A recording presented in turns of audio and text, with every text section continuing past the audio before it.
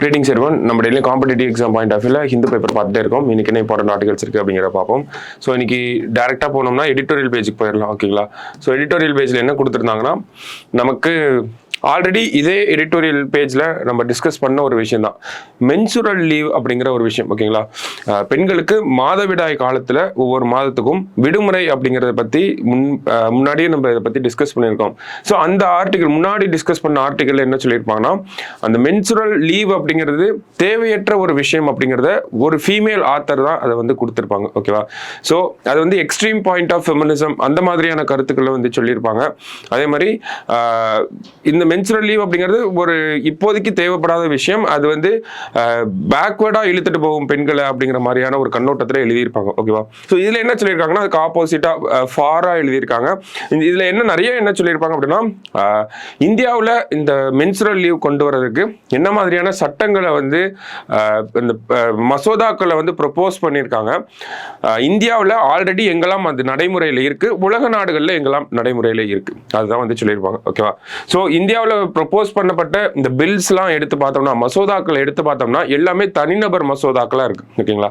தனிநபர் மசோதானா நமக்கு தெரியும், ஒரு அரசாங்கம் கொண்டு வந்தா அது அரசாங்கத்துடைய மசோதாவா இருக்கும். ஒரு மினிஸ்டரோ இல்ல அந்த அரசாங்கம் கொண்டு வந்தா அது அரசாங்கத்தோட மசோதா.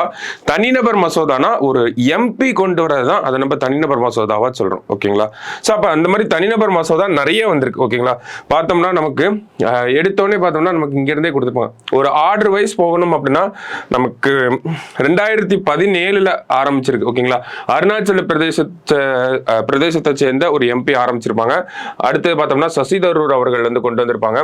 அடுத்தது 2021 ஜோதிமணி அப்படின்னு சொல்லக்கூடிய ஒரு எம்பி கொண்டு வந்திருப்பாங்க. 2022 ஒரு தனிநபர் மசோதா அப்படிங்கறது கொண்டு வந்திருக்கும். 2023 இதுக்காக வழக்கும் போடப்பட்டிருக்கும். ஆனா சுப்ரீம் கோர்ட் என்ன பண்ணிருப்பாங்கன்னா இது வந்து அரசாங்கத்தோட ஒரு பாலிசி டிசிஷன் தான், அதுல நாங்க தலையிட முடியாது அப்படிங்கறத சொல்லியிருப்பாங்க. கவர்மெண்டோட பாலிசி இப்போ வரைக்கும் விமன்ஸ்க்கு வந்து மென்சுரல் லீவ் கொடுக்கணும் அப்படிங்கறதுல எந்த ஒரு முடிவும் எடுக்கல. அவங்க கொடுக்க வேண்டாம் அப்படிங்கிற ஒரு முடிவுல தான் இருக்காங்க. ஓகேங்களா? ஸோ அதுதான் இந்த என்னென்ன மாதிரியான பில்ஸ்லாம் ப்ரொப்போஸ் பண்ணியிருக்காங்க இது வரைக்கும் பார்லிமெண்ட்ல அப்படின்னு சொல்லி. ஆனால் எல்லாமே தனிநபர் மசோதாக்களாக இருக்கு, அதை நம்ம புரிஞ்சுக்கணும். இன்னும் அரசாங்கம் சார்பில் யாருமே வந்து இன்னும் ப்ரொப்போஸ் பண்ணல. ஓகேவா? ஸோ இப்போ எலெக்ஷன் டைமாக இருக்கனால எலெக்ஷன் மேனிஃபெஸ்டோவில் நிறைய அந்த தேர்தல் வாக்குறுதிகளில் நிறைய கட்சிகள் வந்து மென்சுரல் லீவ் தருவோம் அதை பற்றின விஷயங்களை பேசியிருக்காங்க. ஒரு சில கட்சிகள் பேசாமையும் இருந்திருக்காங்க. ஸோ அதை தான் இந்த இடத்துல நமக்கு கொடுத்துருப்பாங்க. ஸோ அடுத்தது பார்த்தோம்னா எங்கெல்லாம் வந்து இப்போ இந்தியாவில் வந்து நமக்கு இந்த மென்சுரல் லீவ்லாம் வழங்கப்பட்டு இருக்கு அப்படின்னு பார்த்தோம்னா ஃபர்ஸ்ட் கேரளால 19th செஞ்சுரியிலே வந்துருச்சு அப்படிங்கறத சொல்றாங்க.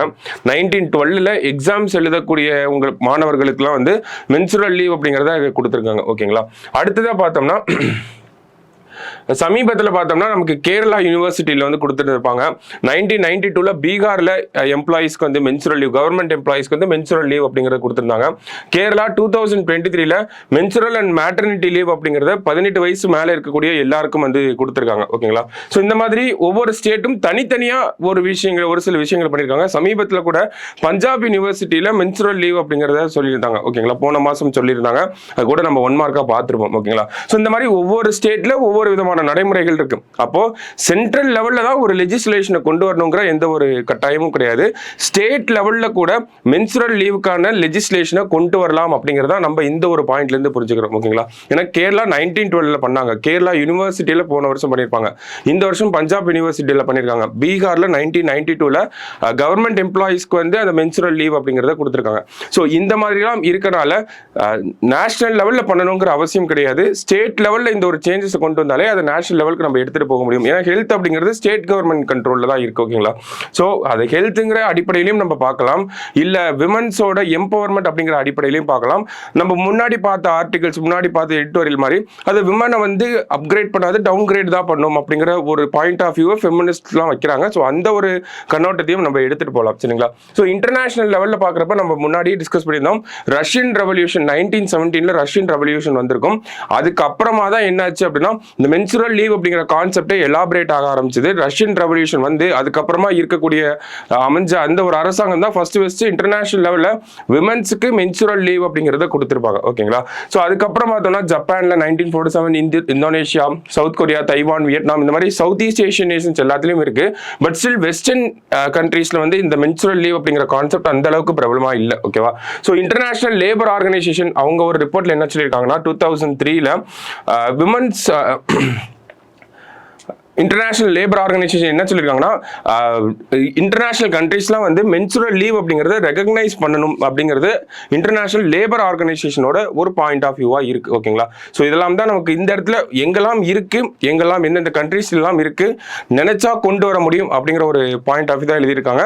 பட் ஸ்டில் மென்சுரல் லீவ் அப்படிங்கிற அந்த ஒரு டாபிக் அப்படிங்கிறது இந்தியாவுக்கு ரொம்பவே புதிய டாபிக்காக தான் இருக்கு. ஓகேங்களா.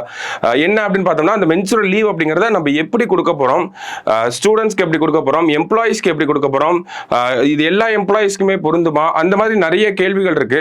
அண்ட் தென் எப்படி அதை இம்ப்ளிமெண்ட் பண்ண போறாங்க, 3 days லீவா 2 days லீவா, இல்ல அந்த லீவ் அப்படிங்கிறது வாலண்டரி பேசிஸ்லையா, அந்த லீவ் அப்படிங்கிறது பேவோட இருக்கணுமா, பே இல்லாம இருக்கணுமா, இந்த மாதிரி நிறைய விஷயங்கள் இருக்கு.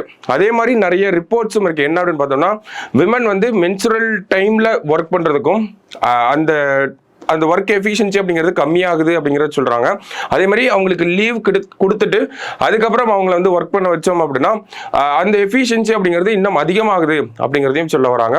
அண்ட் தென் பார்த்தோம்னா ஒரு பிரைவேட் மெம்பர் பில்ல கூட இந்த மென்சுரல் லீவ் அப்படிங்கிறது விமனோட ரைட்ஸ்குள்ள வரணும்.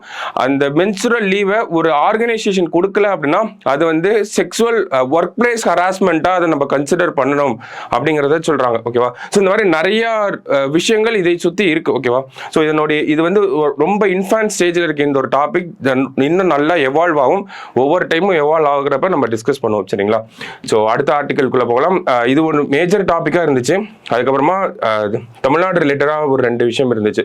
அதை மட்டும் நம்ம பார்த்துருவோம். என்னன்னா இந்த ஜெய்ஹிந்த் அப்படிங்கிற ஸ்லோகன் நமக்கு தெரியும் இல்லையா. இந்த ஜெய்ஹிந்த் அப்படிங்கிற ஸ்லோகனை ஃபர்ஸ்ட் யார் பாப்புலரைஸ் பண்ணியிருப்பாங்கன்னா சுபாஷ் சந்திர போஸ் தான் வந்து பாப்புலரைஸ் பண்ணியிருப்பாரு. ஆனால் அந்த ஜெய்ஹிந்த் அப்படிங்கிற ஸ்லோகனை அந்த டேர்மை காயின் பண்ணது யாரு அப்படிங்கிற ஒருத்தவங்க இருப்பாங்க இல்லையா. ஸோ அதுதான் டாக்டர் செம்பகராமன் பிள்ளை அப்படின்னு சொல்லுவாங்க. ஸோ செம்பகராமன் பிள்ளை தான் 1907 இந்த ஜெய்ஹிந்த் அப்படிங்கிற ஸ்லோகனை காயின் பண்ணியிருக்காரு. அதுக்கப்புறமா சுபாஷ் சந்திர போஸை வியன்னால மீட் பண்றப்ப, ஆஸ்திரியாவோட கேபிட்டல் வியன்னா. ஓகேங்களா. ஸோ வியன்னால மீட் பண்றப்ப இவர் அந்த ஜெர்மனிக்கெல்லாம் போயிட்டு வந்திருப்பாரு இல்லையா சுபாஷ் சந்திர போஸ். அந்த டைம்ல வியன்னால மீட் பண்ணி தான் இந்த ஒரு டேர்மை நீங்க வந்து ஃப்ரீடம் மூவ்மெண்ட்ல யூஸ் பண்ணணும் அப்படின்னு சொல்லி இந்த ஜெய்ஹிந்த் அப்படிங்கிற டேர்மை அவருக்கு இன்ட்ரடியூஸ் பண்ணி வச்சு அவர் அதை பாப்புலரைஸ் பண்ணிடுவார். ஓகேவா. அப்ப இந்த ஜெய்ஹிந்த் அப்படிங்கிற டேர்ம் யார் கொண்டு வந்தது அப்படின்னா செம்பகராமன் பிள்ளை அப்படிங்கிறது நமக்கு தெரிஞ்சுக்கணும். இல்லை யூனிட் 8 பாயிண்ட் ஆஃப் வியூல கேட்கலாம். அடுத்தது பார்த்தோம்னா தமிழ் இஸ் த ஃபர்ஸ்ட் நான் European language to be printed அப்படின்னு சொல்லி கொடுத்துருக்காங்க. ஓகேவா. ஸோ இது நம்ம ஸ்கூல் புக்லேயே கொடுத்த ஒரு விஷயம் தான். தமிழ் வந்து தான் போர்ச்சுகீஸ்ல இருக்கக்கூடிய ஃபாதர் ஹென்ட்ரிக்ஸ் அப்படிங்கிறவர் தமிழ்ல ஒரு பிரிண்டிங் ப்ரெஸ் உருவாக்கி தமிழ் பிரிண்டிங் ப்ரெஸ் அப்படிங்கிறத உருவாக்கியிருப்பாரு. தமிழ் மொழியை வந்து பிரிண்ட் பண்ணியிருப்பாரு அப்படிங்கிறத சொல்லியிருக்காங்க. ஃபர்ஸ்ட் பார்த்தோம்னா அந்த தம்பிரான் விளக்கம் அப்படின்னு சொல்லக்கூடிய அந்த ஒரு புத்தகத்தை வந்து பிரிண்ட் பண்ணி வெளியே விட்டுருப்பாங்க அப்படிங்கிறத சொல்லியிருப்பாங்க.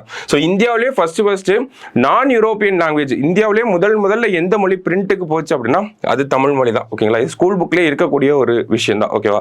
ஸோ இன்னைக்கு நியூஸ் பேப்பரை பொறுத்த வரைக்கும் இந்த 3 கண்டென்ட்ஸ் தான் நமக்கு இம்பார்ட்டண்டா இருந்துச்சு நம்ம எக்ஸாம் பாயிண்ட் ஆஃப் வியூல. நாளைக்கு நியூஸ் பேப்பர்ல மீட் பண்ணலாம். தேங்க்யூ.